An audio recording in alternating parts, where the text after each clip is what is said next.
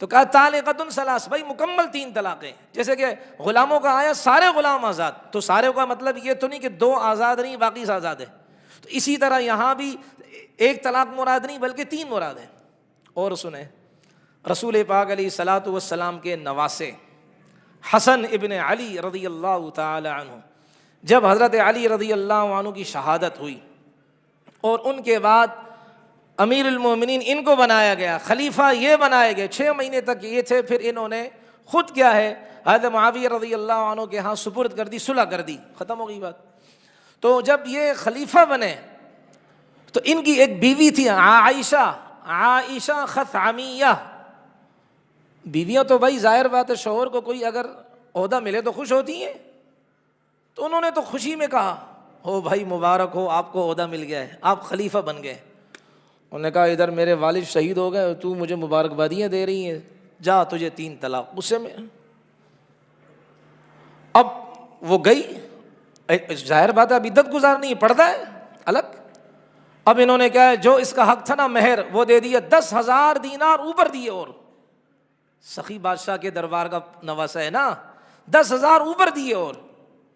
اور جب وہ دینے والا دینے گیا تو اس نے کہا یہ تو ایسے محبوب کی طرف سے ہے کہ جو مجھ سے جدا ہو گیا. نبی کا نواسا میرا شوہر تھا، میرے لیے ایک نسبت اونچی نسبت تھی کہ نبی کا نواسا میرا خاوند تھا. تو حضرت حسن رضی اللہ عنہ بھی پشیمان ہو گئے، فرمایا اب کچھ نہیں کر سکتا، اس لیے کہ میں نے اپنے والد سے سنا اور انہوں نے میرے نانا جان سے سنا رضی اللہ عنہ وصلی اللہ علیہ وسلم کہ آپ علیہ الصلوۃ والسلام نے فرمایا جس انسان نے اپنی بیوی کو اکٹھی 3 طلاقیں دے دیں، یہ بیوی اس وقت تک حلال نہیں ہو سکتی جب تک کہ کسی اور سے نکاح کر کے نہ آئے. اب تو یہ میرے نکاح سے نکل چکی ہے، 3 طلاقیں میں نے اکٹھی دے دی. تو یہاں بھی ثابت ہوا کہ 3 طلاقیں اکٹھی دینے سے 3 ہی ہوتی ہیں، 1 نہیں ہوتی. اگرچہ میں نے عرض کیا کہ یہ کام کرنا مناسب نہیں ہے، فارغ ہی کرنا 1 ہی دے دیں. تو یہ وہ طلاق کا کیا ہے وہ مسئلہ تھا کہ 3 طلاق. اور دیکھیں ہم اپنی خواہش کے مطابق نہ چلیں. یہاں ہمارے مسلمان اپنی بیویوں کو 3 اکٹھی طلاقیں دے دیتے ہیں، پھر کہتے ہیں کہ یار میں غصے میں تھا اور میں نے جو ہے نا بس جلد بازی کے اندر کر دیا، مولوی صاحب اب کچھ کرو. کیا کرو یار، آپ نے دیا، مولوی صاحب نے تھوڑی دی. بندوق لے کر مولوی صاحب تو نہیں آیا تھا نا. کہا جی غصے میں دی تو گڑ رکھ کر تو کوئی طلاق نہیں دیتا نا، ٹوفی منہ میں رکھ کر تو کوئی طلاق نہیں دیتا. اب سارے کا سارا نہیں مولوی صاحب کچھ کرو نا، مولوی صاحب کوئی تعویذ. ابے تعویذ انسان بن جا تو، آج کل ویسی ٹینشن میں ہوں تو انسان بن جا. مولوی صاحب کیا کر سکتا ہے؟ اب بھائی کرے وہ بھرے کوئی اور، کام اس نے خراب کیا، اب مولوی صاحب کے ذمہ پڑ گیا تو اس لیے میرے محترم یہ اب پھر جاتے کہاں ان کے پاس جو کہتے 3 1 ہے. تو یہ ہے نفس کا غلام، یہ شریعت کو فالو نہیں کر رہا. اس لیے وہ ایک کسی نے اچھی بات کہی نا، آج کل حق بات انسان اس حق کو قبول کرتا ہے جو اس کے حق میں ہو، جہاں اس کا پانی مرتا ہو. اگر حق بات اس کی روح کو نہیں لگتا نا، کہتا ہے یہ مولویوں کے فتوے.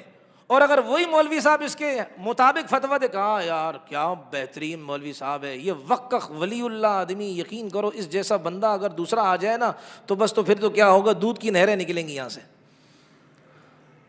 اس لیے ہمارے اکابر فرماتے ہیں، پرانی بات عرض کر رہا ہوں کہ جو آدمی اپنی نفس کے خواہشات کے مطابق کبھی ایک کے پیچھے، کبھی دوسرے مسلک کے پیچھے، کبھی تیسرے مسلک کے پیچھے جاتا ہے، خطرہ ہے کہ اللہ موت کے وقت اس سے کلمہ چھین لے گا. اس لیے کہ اس نے اللہ کے دین کو کھیل سمجھا ہے، کبھی اس کے پاس جا رہا ہے، کبھی اس کے پاس جا رہا ہے. اللہ کا دین خواہشات کو پورا کرنے کا نام نہیں، اللہ کا دین خواہشات کی قربانی کا نام ہے. تو یہ تو 3 طلاقوں کے میں نے عرض کیا، موٹی موٹی بات میں نے عرض کر دی. اب اگلی بات جو میں نے آپ سے کہا تھا نا کہ اب آپ کے اوپر بھی فائر کروں گا خواتین کے حق میں، لیکن فکر نہ کرو بیلنس برابر کر کے جاؤں گا انشاءاللہ. وَلَهُنَّ مِثْلُ الَّذِي عَلَيْهِنَّ بِالْمَعْرُوفِ. اللہ فرماتے ہیں کہ جس طرح عورتوں کے ذمے مردوں کے حقوق ہیں، اسی طرح مردوں کے ذمے عورتوں کے حقوق ہیں. وَلِلرِّجَالِ عَلَيْهِنَّ دَرَجَةٌ. لیکن فضیلت ان عورتوں پر مردوں کی ہے. اللہ کہہ رہے ہیں بھائی، یہ دیکھو قرآن کی آیت ہے، میں آپ کو دکھا دیتا ہوں. واللہ عزیز حکیم. اور اللہ زبردست سے حکمت والا ہے۔ اب یہاں دیکھیں کچھ مسائل عورتوں کے متعلق عرض کرنے ہیں۔ شادی شدہ حضرات ہیں، اگرچہ پرانے ہو گئے ہیں، لیکن کیا ہے، یہ مسائل سب کے لیے ہیں، جن کی ہونی ہے وہ بھی سن لیں بھائی۔ حقوق اللہ ہے ایک، اور ایک ہی حقوق العباد۔ میں نے پہلے بھی یہ بات عرض کی تھی کہ حقوق اللہ کم ہیں، حقوق العباد زیادہ ہیں۔ ہماری شریعت کے اندر حقوق اللہ کم ہیں، اللہ کی حقوق کم ہیں، بندوں کے حقوق زیادہ ہیں۔ آج کل ہم اس کو ولی بنتے، اور یہ نا میرے سامنے یہ لفظ بہت عجیب سے لگتا ہے، یہ بڑا متقی ہے۔ بھائی صرف نماز پڑھنا تقویٰ نہیں ہے، پوچھو جاؤ گھر والوں کے ساتھ کیسے اس کی سیٹنگ چل رہی ہے، گھر والوں کے ساتھ کیسا ہے یہ، جاؤ مالی معاملات میں کیسا ہے یہ، پڑوس کے ساتھ کیسا ہے اس کا معاملہ ہے۔ یہ صرف نماز پڑھنا تقویٰ نہیں ہے، ٹھیک ہے بہت اچھی بات ہے، لیکن پورا دین نہیں ہے بھائی۔ اور رسول پاک علیہ الصلوۃ والسلام سے سوال کرنے والے نے پوچھا، اللہ کے رسول صلی اللہ علیہ وسلم آپ بتائیں، ایک عورت ہے، نمازیں پڑھتی ہے، ذکر و اذکار کرتی ہے، تلاوت کرتی ہے، نوافل کا اہتمام کرتی ہے، کیا وہ جنتی ہے؟ آپ علیہ الصلوۃ والسلام نے فرمایا، اللہ کمی بیشی معاف فرمائے، آپ علیہ الصلوۃ والسلام نے فرمایا اس کے پڑوسی اس کی شرارتوں سے محفوظ ہے؟ کہا نہیں، اللہ نے کہا دوزخی ہے۔ رسول اللہ نے فرمایا دوزخی ہے۔ حالانکہ نمازیں پڑھ رہی ہے، تسبیح ختم ہونے کا نام نہیں ہے، تلاوت پہ تلاوت ہو رہی ہے، لیکن اپنی پڑوس کو اذیت اور تکلیف دے رہی ہے، رسول اللہ نے فرمایا دوزخی ہے۔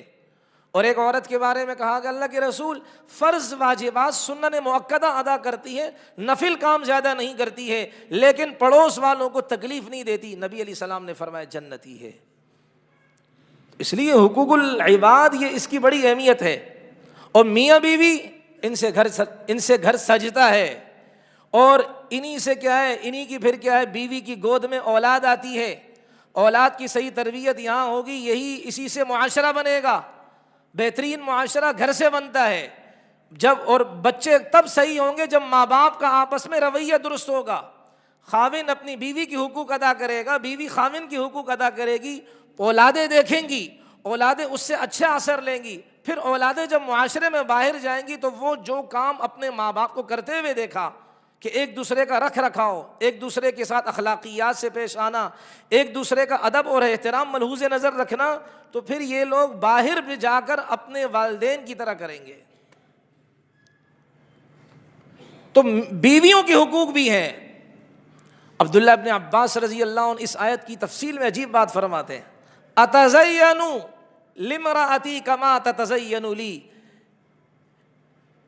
کہ حق کیا ہے کہ جس طرح میری بیوی میرے لیے بنتی سنورتی ہے تو میں بھی اپنی بیوی کے لیے بنوں سنوروں، ٹائٹ شاش بشاش، تاکہ وجہ میری بیوی میرے لیے سجتی ہے، تیار ہوتی ہے، اور اپنے آپ کا سنگھار کرتی ہے، میرے لیے کرتی ہے، تو میرے ذمے بھی یہ ہے کہ میں بھی اپنی بیوی کے لیے کیا کروں۔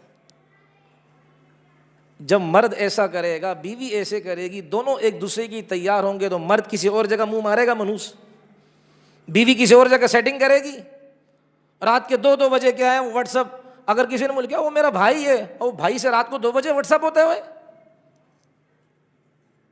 یہ کیسا بھائی ہے بھائی؟ دن میں چھپ جاتا ہے، رات کو طلوع ہوتا ہے، یہ کون سا سورج ہے بھائی؟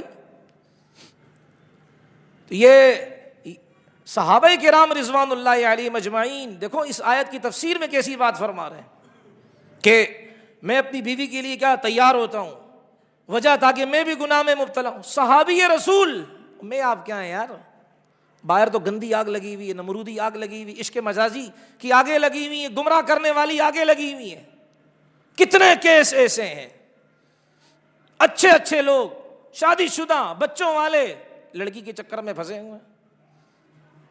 وہ کیا، وہ مال کھائے گی، صرف مال، اس کا مطلب صرف مال ہے بس۔